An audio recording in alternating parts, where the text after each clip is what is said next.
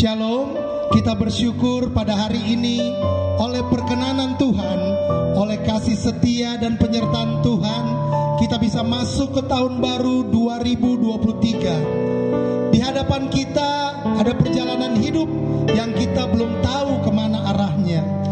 Tetapi satu hal yang kita tahu pasti, jika kita berjalan bersama Tuhan, maka Dia akan membimbing kita dalam jalan kebenarannya, dan rencana damai sejahteranya akan tergenapi dalam kehidupan kita.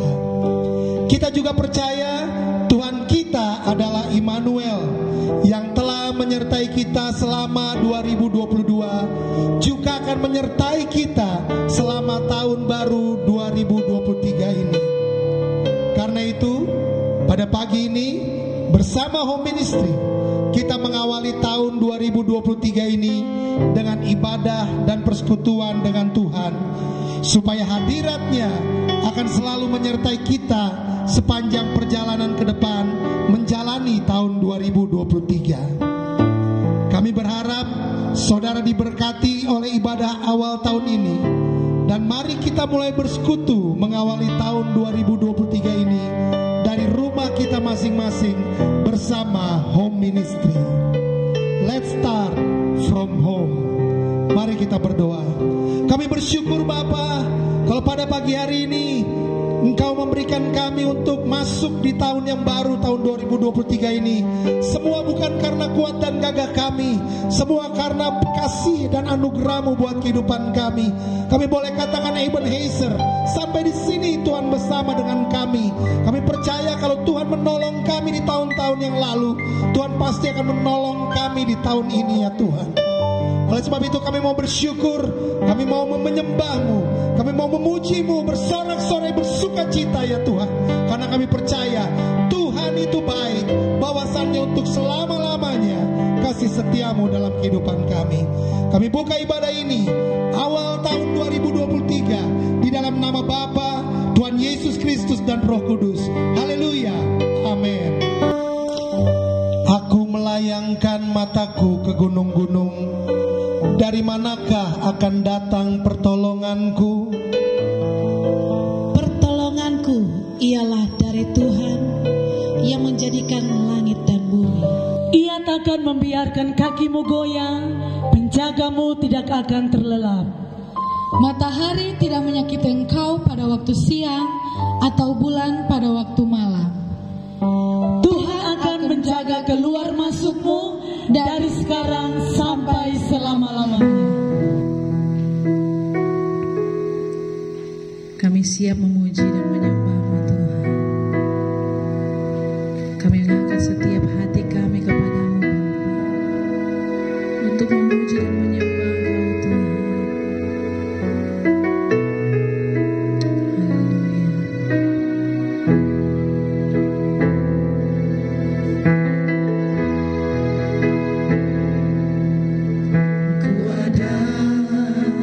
Sebagaimana ku ada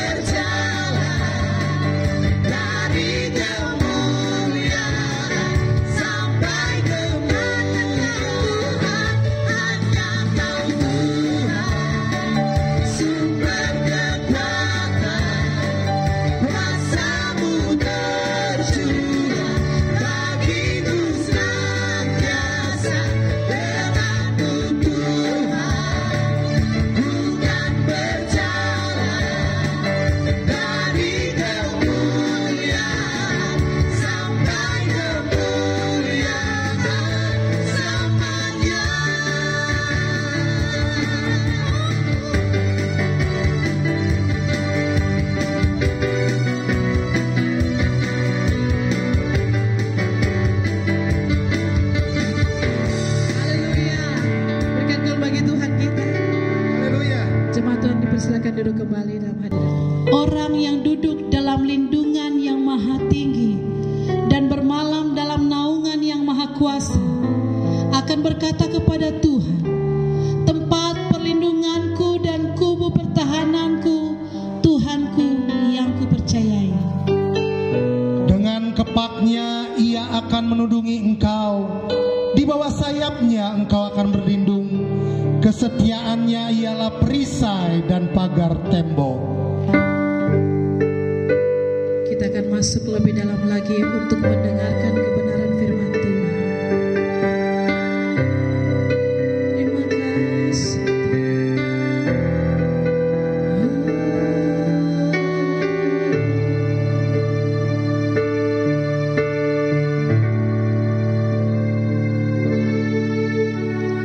Tiada pernah ku ragukan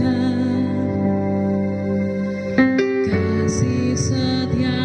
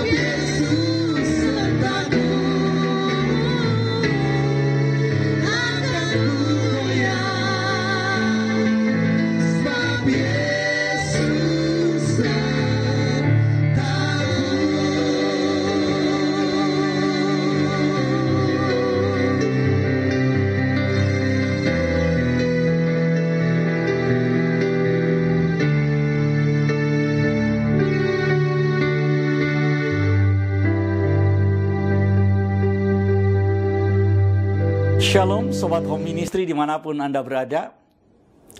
Di hari yang baru ini, di tahun yang baru ini, kita ingin memulai segalanya bersama dengan Tuhan. Karena kita percaya segala sesuatu yang kita mulai bersama dengan Tuhan, maka akan dijadikan baik oleh Tuhan. Setiap jalan hidup kita percaya bersama dengan Tuhan, Tuhan akan membuat semuanya menjadi baik. Karena itu untuk memulai tahun yang baru ini, kita akan memulainya dengan terlebih dahulu berdoa. Kita berdoa bersama-sama. Terima kasih ya Tuhan buat kemurahan-Mu, terima kasih buat kebaikan-Mu, terima kasih buat penyertaan, perlindungan, dan kasih karunia-Mu dalam hidup kami. Saat ini ya Tuhan, di tahun yang baru ini, di hari yang baru ini, di hari pertama di tahun 2023 ini, kami ingin memulainya bersama dengan Tuhan.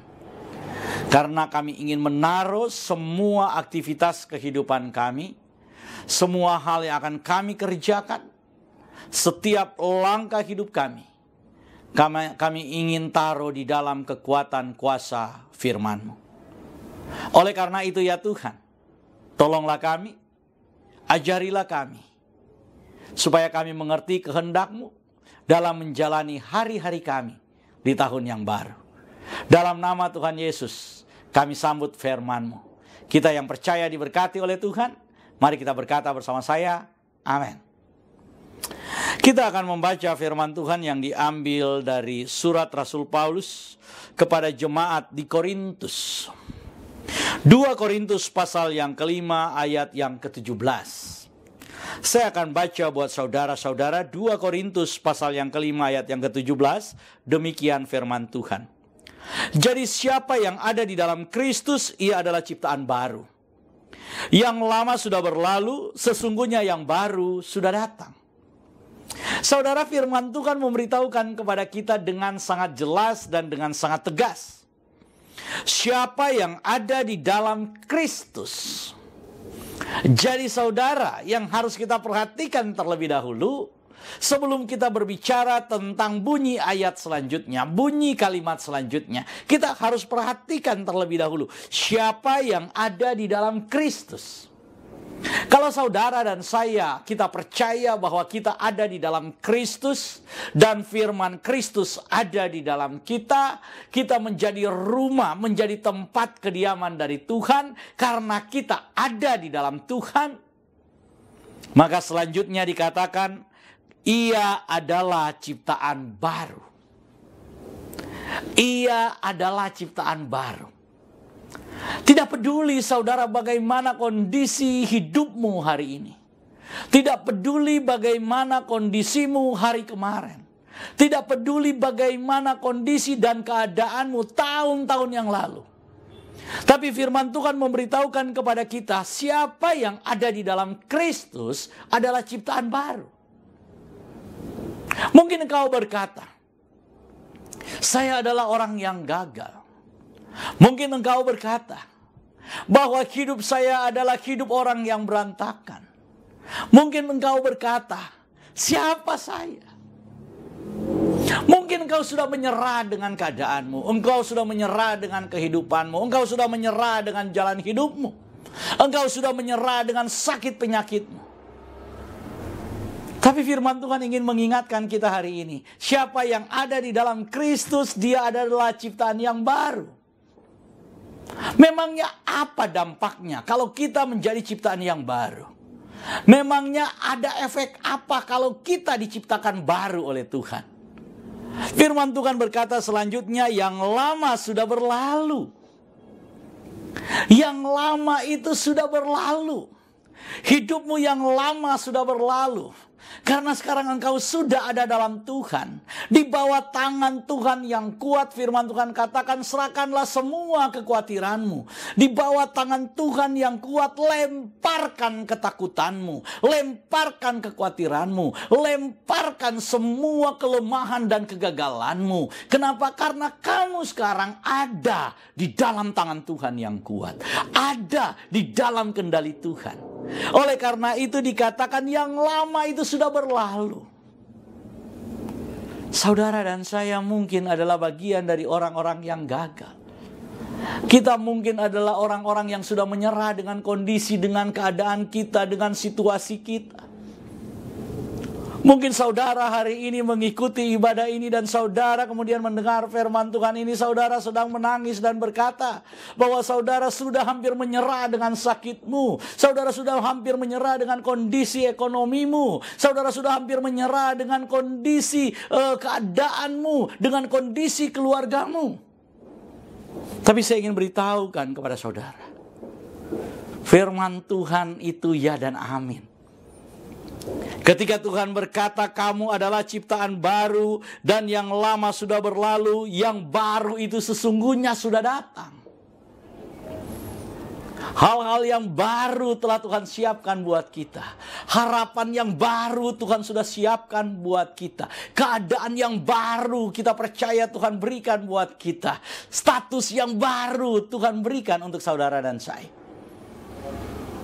Saudara, kalau kita katakan bahwa kita sudah diciptakan menjadi ciptaan yang baru, apa yang Tuhan jadikan baru di dalam kehidupan kita? Yang pertama yang Tuhan jadikan baru dalam kehidupan saudara dan saya adalah status.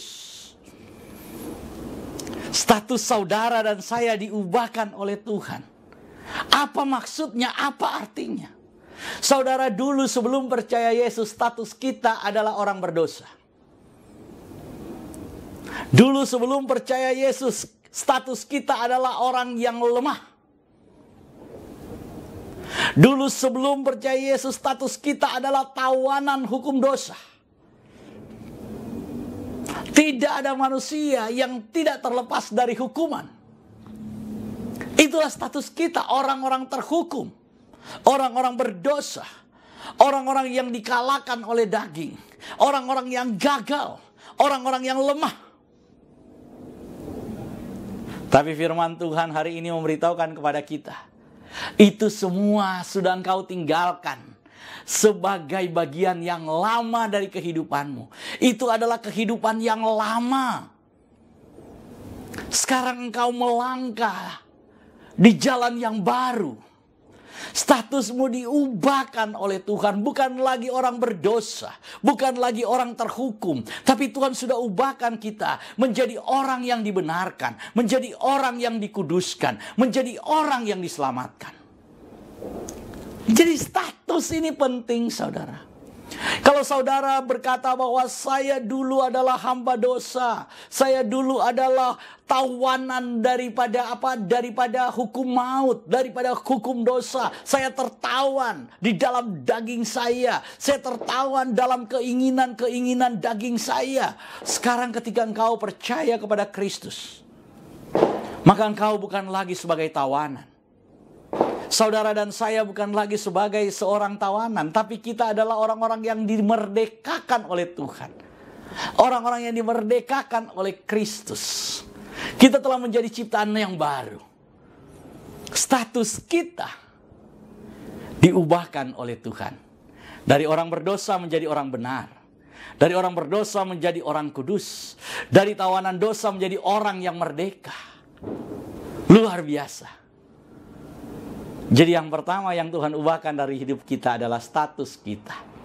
Katakan kiri kananmu, engkau orang yang merdeka. Engkau bukan orang berdosa. Engkau orang yang dikuduskan Tuhan. Ini status saudara. Jadi jangan lagi saudara berkata bahwa saya ini adalah orang yang dihukum.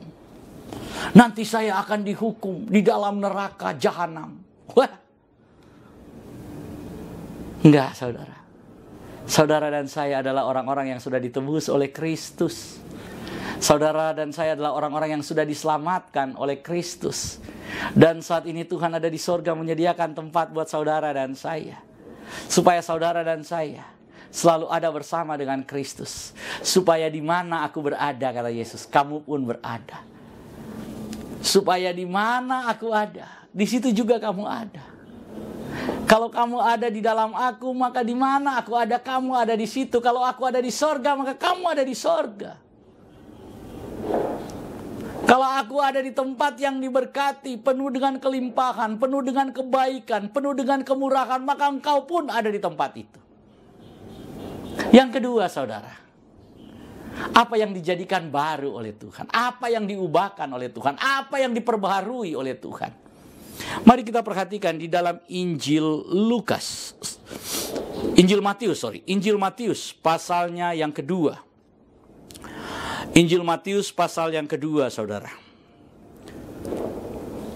Kita akan baca mulai dengan ayatnya yang ke-10. Matius pasal yang kedua ayat yang ke-10. Ketika mereka melihat bintang itu, sangat bersukacitalah mereka. Maka masuklah mereka ke dalam rumah itu dan melihat anak itu bersama Maria ibunya, lalu sujud menyembah dia. Mereka pun membuka tempat harta bendanya dan mempersembahkan persembahan kepadanya, yaitu emas, kemenyan, dan mur. Dan karena diperingatkan dalam mimpi, supaya jangan kembali kepada Herodes, maka pulanglah mereka ke negerinya melalui jalan yang lain. Saudara, orang Majus adalah orang-orang yang pintar. Orang Majus adalah kelompok orang cerdik pandai. Mereka adalah kelompok orang yang berilmu, mengabdikan hidup mereka kepada keilmuan mereka, saudara. Mereka sudah melakukan penelitian, dan ketika mereka melakukan penelitian, mereka melihat tanda bintang raja. Bahwa ada bintang raja, saudara. Dimana kalau bintang raja itu terlihat, maka akan lahir seorang raja. Kalau bintang raja itu ada di langit, tanda bintang raja itu ada, maka akan ada raja yang luar biasa yang akan dilahirkan. Oleh karena itu, dari tempat mereka, ketika mereka melihat bintang itu ada di langit, bintang raja itu sudah terlihat, mereka kemudian melakukan perjalanan. Yang ada di dalam pikiran mereka, raja pasti lahir dalam istana. Oleh karena itu, jauh-jauh mereka kemudian melakukan perjalanan datang ke kota Yerusalem, dan mereka langsung menuju istana Herodes. Karena mereka berpikir pada saat itu, berdasarkan tanda bintang di langit akan lahir seorang raja, pasti raja itu tempatnya ada dalam istana. Oleh karena itu mereka mendatangi Raja Herodes.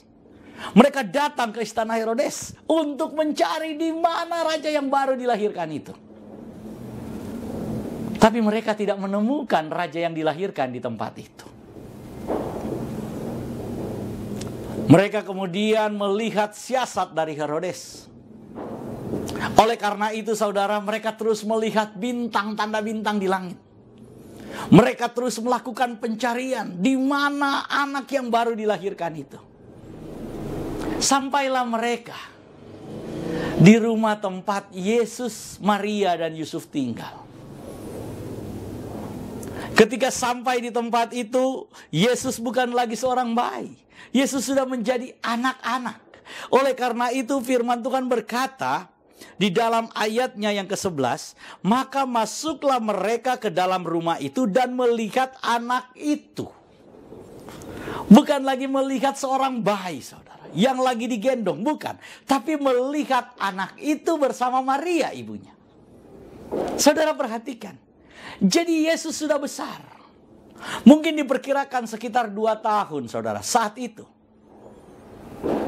Oleh karena itu ketika melihat anak itu, saudara perhatikan baik-baik, melihat anak itu, orang Majus tidak berubah pikirannya.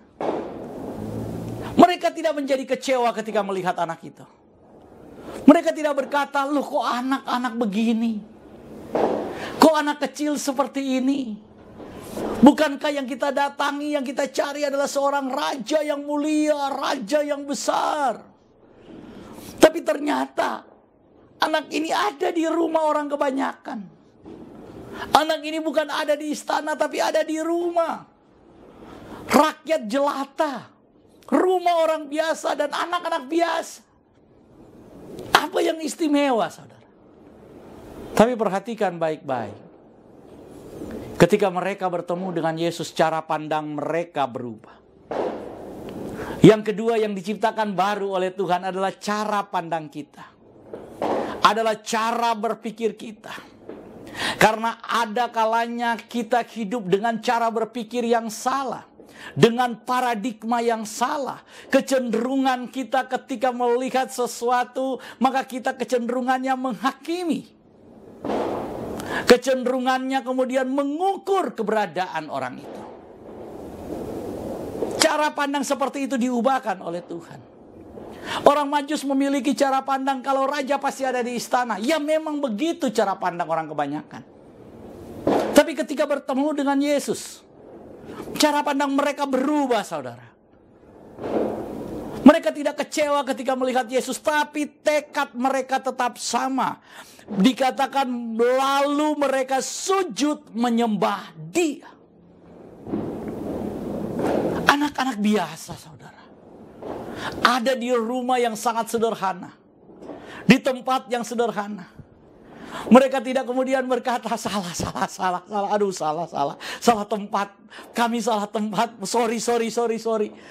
Ya udah terlanjur bawa ini mas kemenyan dan mur, udah ditinggalin aja mas kemenyan dan murnya. Tapi sorry, kami harus pergi, nggak jadi kami nyembah. Enggak. Ketika mereka bertemu dengan Tuhan, mereka menyembah Tuhan. Cara pandang mereka yang salah itu yang diubahkan oleh Tuhan. Saudara, kalau kita ingin menyembah Kristus, maka cara pandang kita itu harus berubah. Kalau saudara dan saya adalah manusia yang sudah diciptakan menjadi ciptaan yang baru oleh Tuhan, maka cara pandang kita ini harus berubah.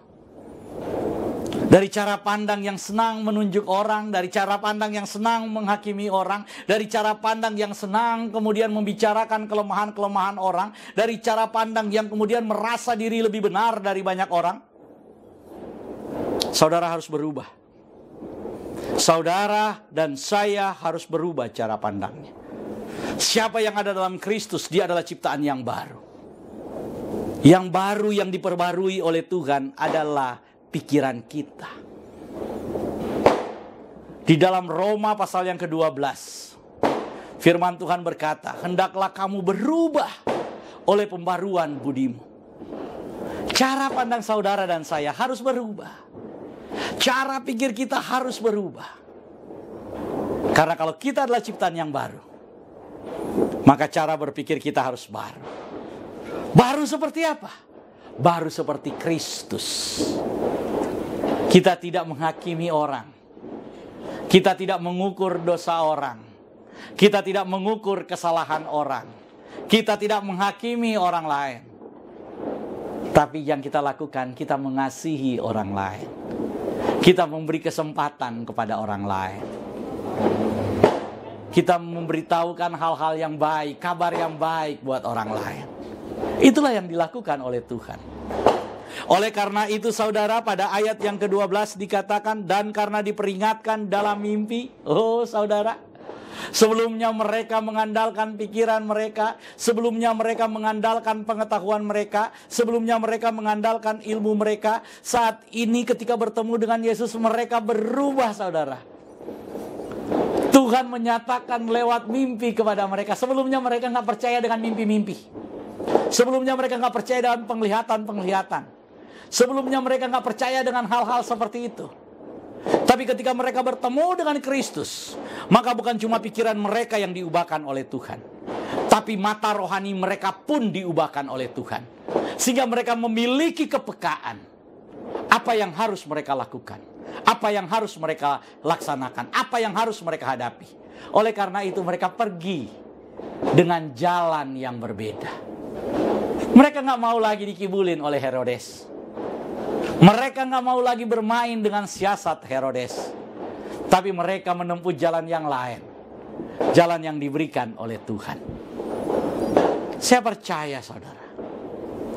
Saudara bisa mengabdikan kepintaran saudara. Saudara bisa mengabdikan kecerdasan saudara. Di dalam Kristus pasti ada banyak kebaikan. Yang ketiga saudara, apa yang dijadikan baru oleh Tuhan? Mari kita perhatikan di dalam Injil Lukas pasal yang ke-19. Kita akan baca Injil Lukas pasal yang ke-19 mulai ayatnya yang ke-5. Injil Lukas pasal 19 ayat yang kelima, demikian firman Tuhan. Ketika Yesus sampai ke tempat itu, ia melihat ke atas dan berkata, Sakeus, segeralah turun sebab hari ini aku harus menumpang di rumahmu. Lalu Sakeus segera turun dan menerima Yesus dengan sukacita. Tapi semua orang yang melihat hal itu bersungut-sungut, katanya ia menumpang di rumah orang berdosa. Tetapi Sakeus berdiri dan berkata kepada Tuhan, Tuhan, setengah dari milikku akan kuberikan kepada orang miskin, dan sekiranya ada sesuatu yang kuperas dari seseorang akan kukembalikan 4 kali lipat. Kata Yesus kepadanya, hari ini telah terjadi keselamatan kepada rumah ini, karena orang ini pun anak Abraham, sebab Anak Manusia datang untuk mencari dan menyelamatkan yang hilang. Saudara perhatikan, yang ketiga yang akan kita bicarakan, apa yang kemudian Tuhan jadikan baru dari kehidupan seseorang.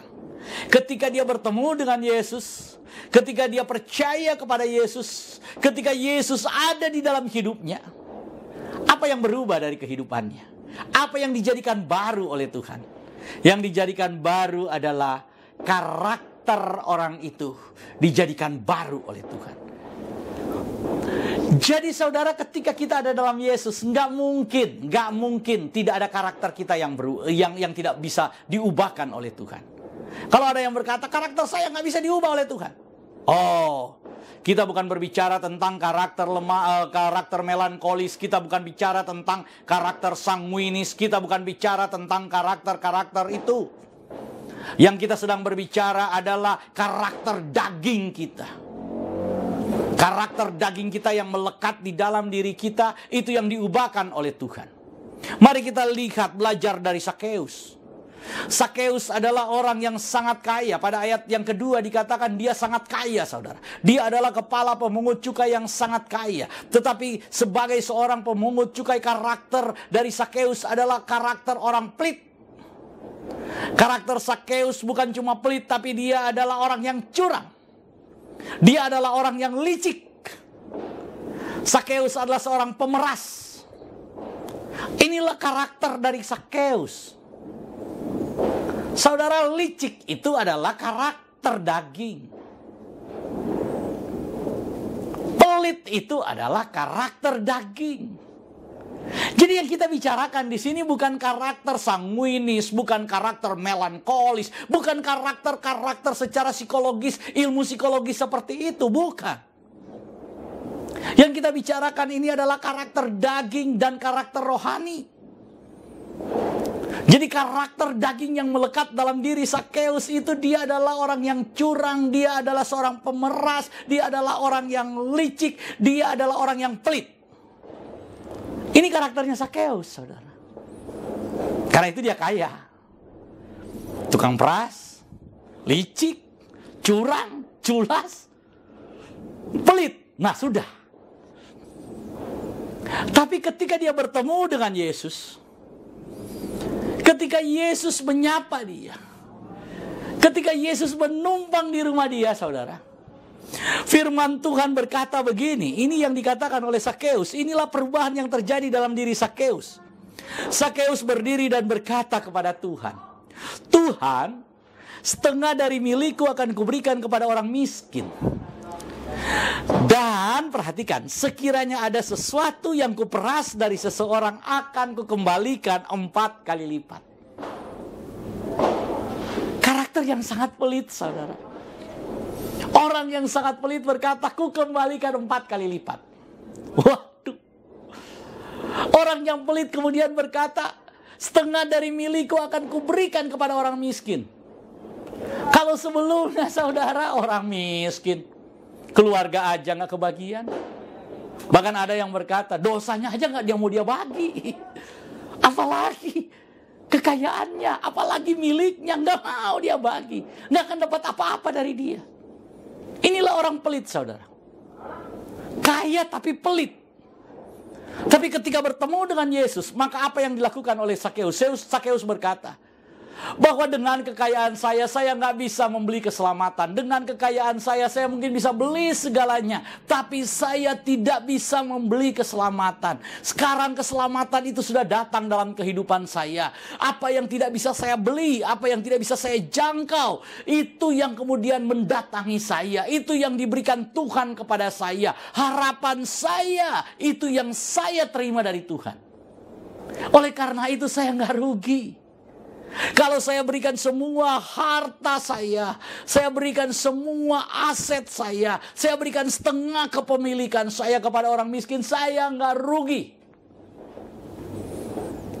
Bahkan kemudian Sakeus berkata, kalau ada orang yang kuperas, pasti ada, saudara. Pemungut cukai pasti punya debt collector. Pemungut cukai pasti akan datang untuk menekan, karena itu Sakeus ini dibenci oleh banyak orang. Sampai-sampai orang-orang yang ada di tempat itu berkata, Yesus menumpang di rumah orang yang berdosa. Karena begitu populernya Sakeus melakukan dosa. Oleh karena itu Sakeus ini resikonya bangkrut, tapi dia nggak peduli. Aku kembalikan 4 kali lipat. Ini orang yang curang. Orang yang curang berlaku adil. Orang yang curang berubah menjadi orang yang fair. Menjadi orang yang adil dalam hidupnya. Aku ganti 4 kali lipat. Saya yakin dan saya percaya. Mungkin saudara sudah terlalu lama mencari keselamatan. Mungkin ketika mendengar firman Tuhan ini, saudara berkata, saya bertemu dengan Yesus. Apa yang Tuhan ubahkan dari hidup saya? Saya percaya, kalau engkau adalah orang yang kaya, engkau adalah orang yang sudah diberikan segalanya secara materi. Engkau orang yang berkelimpahan, orang yang berkelebihan. Maka belajar dari Sakeus. Dia tidak menjadikan kekayaan itu sebagai prioritas hidupnya. Tapi dia melihat, bertemu dengan Yesus itulah segalanya di dalam hidup saya. Oleh karena itu saudara, Sakeus berubah. Dari orang yang kaya, orang yang pelit, orang yang curang, pemeras, menjadi orang yang adil, menjadi orang yang murah hati, menjadi orang yang tidak terikat dan tamak dengan harta. Karakternya diubahkan oleh Tuhan, dijadikan karakter baru. Saya percaya mungkin kita ini memiliki banyak karakter jelek, tapi saya tahu ketika kita bertemu dengan Tuhan, karakter-karakter yang buruk itu Tuhan ubahkan menjadi baik. Bahkan hidup kita bertambah baik dan lebih baik. Yang ketiga saudara, yang keempat kita akan lihat di dalam Injil Yohanes. Injil Yohanes pasalnya yang keempat. Injil Yohanes pasal yang keempat, kita langsung saja loncat di ayat yang ke-39. Injil Yohanes pasal yang keempat, ayatnya yang ke-39. Saya akan baca buat saudara, Yohanes pasal yang keempat ayat 39. Ini cerita tentang seorang perempuan Samaria. Dan banyak orang Samaria dari kota itu telah menjadi percaya kepadanya karena perkataan perempuan itu yang bersaksi.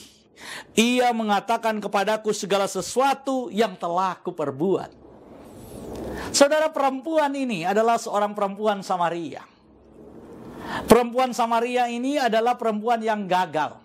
Gagal dalam membina keluarga. Saudara bayangkan, perempuan Samaria ini adalah perempuan yang sudah 5 kali kawin, 5 kali menikah, 5 kali gagal. Jadi 5 kali menikah, 5 kali cerai. Karena itu pada hubungan yang ke-6, dia gak mau menikah lagi. Dia tinggal bersama dengan seorang pria tanpa ikatan pernikahan, alias dia kumpul kebo. Gagal berkali-kali membangun rumah tangga. Suami yang pertama cerai, suami yang kedua cerai, suami yang ketiga cerai, suami yang keempat cerai, suami yang kelima cerai. Oleh karena itu, Rumah tangga, pernikahan sudah menjadi momok buat dia. Membangun rumah tangga, membangun pernikahan, menikah menjadi monster yang menakutkan buat dia. Kalau baru sekali gagal ya mungkin biasa, tapi di dalam Tuhan juga itu bukan hal yang biasa. Tapi perempuan ini luar biasa, 5 kali nikah, gagal semuanya. Karena itu dalam hubungan yang ke-6, dia gak mau menikah. Dia tinggal serumah saja dengan laki-laki itu. Mereka kumpul kebo begitu saja tanpa pernikahan. Ketika dia bertemu dengan Tuhan Yesus kemudian berkata kepadanya, panggil suamimu. Tuhan Yesus berkata, pergi. Panggillah suamimu dan datang ke sini. Kata perempuan itu, aku tidak mempunyai suami. Kata Yesus kepadanya, ayat 17 dari bacaan kita Yohanes 4. Kata Yesus kepadanya, tepat katamu, bahwa engkau tidak mempunyai suami. Sebab engkau sudah mempunyai 5 suami, dan yang ada sekarang padamu bukanlah suamimu. Dalam hal ini engkau berkata benar. Wah, saudara, dia ditelanjangi oleh Tuhan. Tapi Tuhan tidak mempermalukan dia. Tuhan tidak mengekspos dosanya kepada orang-orang. Tuhan tidak mengekspos aibnya. Yang Tuhan lakukan adalah Tuhan memberitahukan jalan perubahan. Tuhan memberitahukan jalan pertobatan. Saudara, ketika Tuhan berkata seperti itu, perempuan ini tidak menjadi malu karena perkataan Tuhan. Malah perempuan ini menjadi sadar atas apa yang terjadi dalam kehidupannya. Dia menjadi sadar atas apa dosa-dosanya. Oleh karena itu selanjutnya pada ayat ke-39 tadi, firman Tuhan yang kita baca tadi saudara, yang terjadi adalah perempuan ini kemudian menjadi saksi.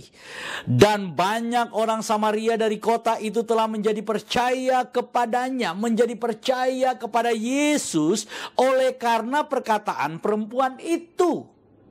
Yang bersaksi, ia mengatakan kepadaku segala yang telah kuperbuat.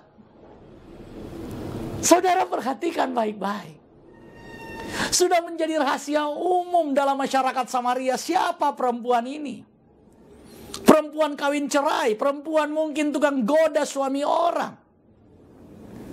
Mungkin dia sudah mendapat stigma, sudah mendapat label, sudah mendapat stempel. Bahwa ini adalah wanita penggoda. Bahwa ini adalah wanita yang kawin cerai. Bahwa ini adalah wanita yang tidak baik, perempuan yang tidak baik, kawin cerai, ganti laki, udah kaya, ganti baju. Saudara perhatikan. Tapi dia tidak malu bersaksi. Kepada orang-orang itu dia berkata, Tuhan telah mengatakan apa yang aku perbuat, apa yang aku perbuat dosa, apa yang aku perbuat salah. Itu yang dikatakan oleh Tuhan kepadaku dan saat ini aku berubah. Wow, luar biasa saudara. Perempuan yang tidak layak justru menjadi saksi buat banyak orang. Perempuan yang dianggap adalah perempuan kotor adalah perempuan yang tidak benar. Perempuan yang gagal hidupnya. Ketika bertemu dengan Tuhan, Tuhan ubah kegagalannya menjadi kesaksian. Mungkin kita adalah orang-orang yang gagal. Kita gagal berkali-kali. Kita gagal lagi. Hidup kita gagal terus. Tapi kalau kita ada di dalam Yesus, kita tahu. Kegagalan kita akan menjadi cerita kesaksian kita. Karena kita sudah diubahkan oleh Tuhan. Kalau kita gagal, anggaplah gagal itu angka 0. Mari kita taruh 0 itu di belakang. 1 kali gagal, 1 0 di belakang. 2 kali gagal, 2 0. 3 kali gagal, 3 0. 4 kali gagal, 4 0. 5 kali gagal, 5 0.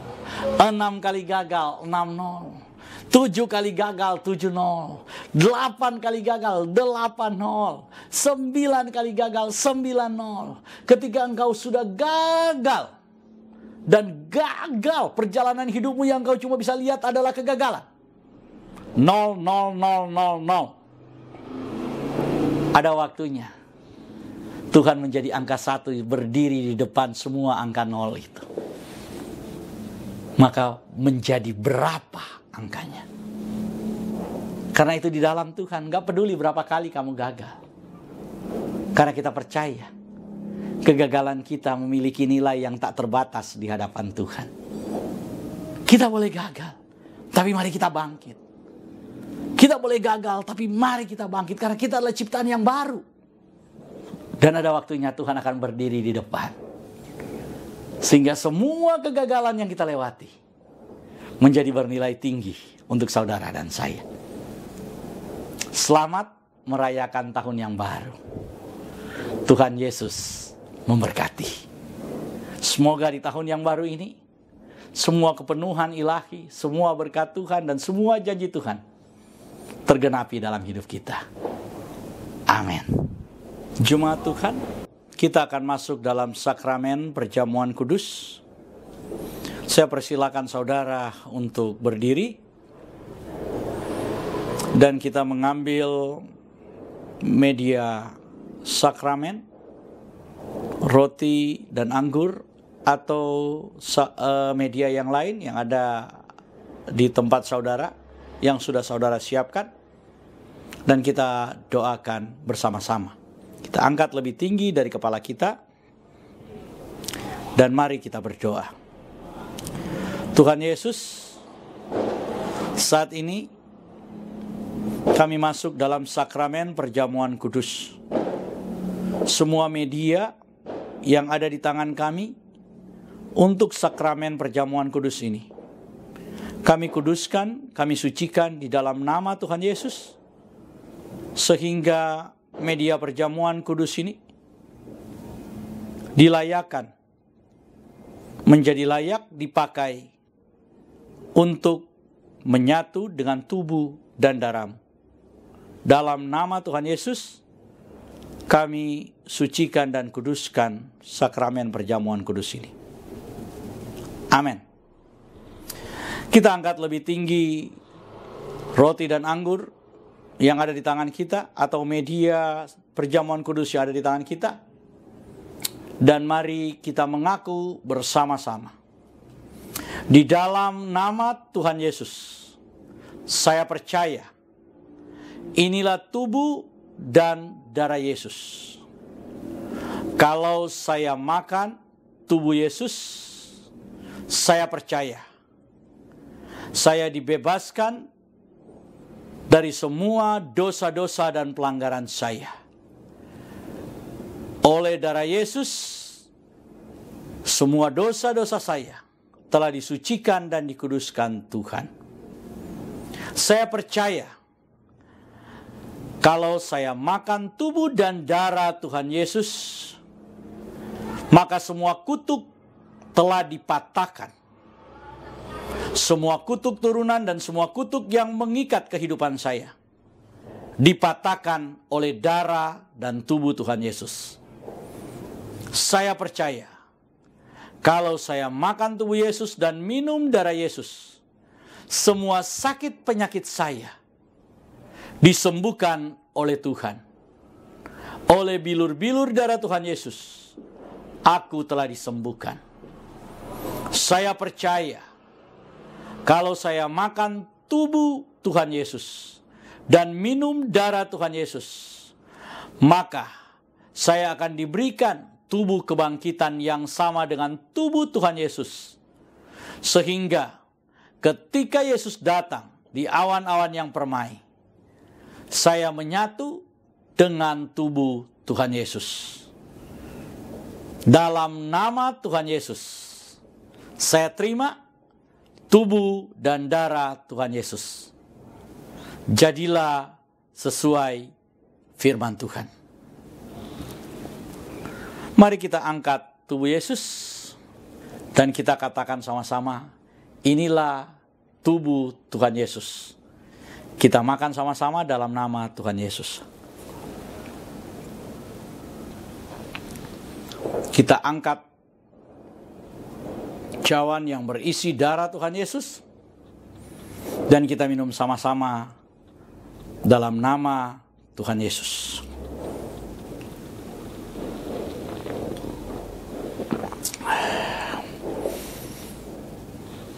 Kita telah menyatu dengan tubuh dan darah Tuhan Yesus. Mari kita mengucap syukur karena kita telah bersatu dengan Kristus.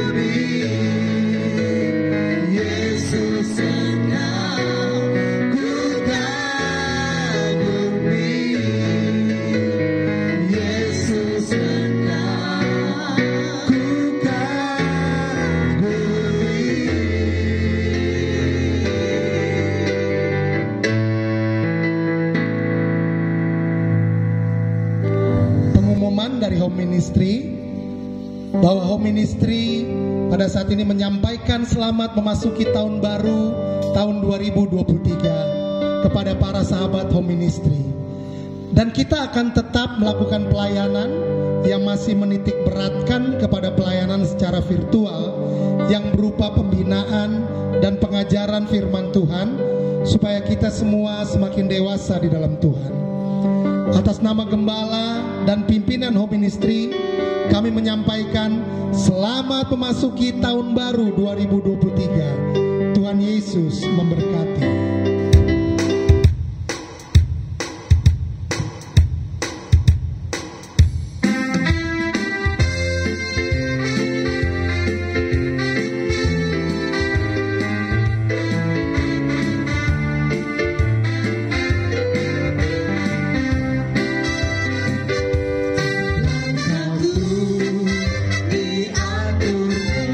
Tuhan dan tangan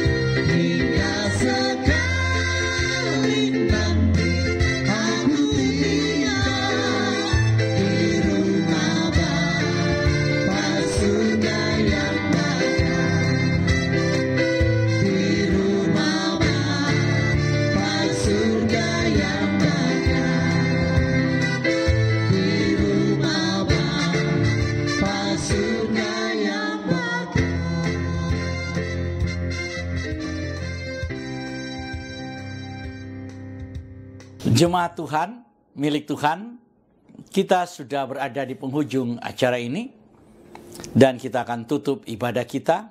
Tapi sebelumnya kami sekali lagi ingin mengucapkan selamat tahun baru tahun 2023.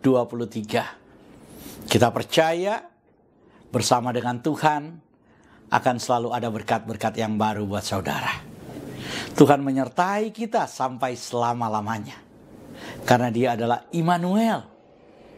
Tuhan yang menyertai kita, yang berjalan bersama dengan kita, dan yang tinggal di dalam kita. Kita angkat tangan kita dan terimalah berkat dari Tuhan. Dalam nama Tuhan Yesus, diberkatilah hidupmu. Diberkatilah rumah tempat tinggalmu. Diberkatilah keluarga, suami, istri, anak-anak, bahkan cucu-cucumu. Diberkatilah sumber-sumber mata pencarian, penghasilan, pekerjaan, dan karirmu. Diberkatilah tubuh jasmani dan kesehatanmu. Dan diberkatilah pertumbuhan rohanimu. Biarlah semua berkat dari Bapa Sorgawi, Bapa Yahweh namanya, cinta kasih dari Tuhan kita Yesus Kristus, Yeshua HaMashiach, dan persekutuan dengan rohnya yang kudus, Ruach HaKodes, menyertai kita semua, mulai dari sekarang sampai selama-lamanya. Kita yang percaya, diberkati oleh Tuhan Yesus dan menerima berkat Tuhan ini, mari berkata bersama saya, amin. Selamat tahun baru, Tuhan Yesus memberkati.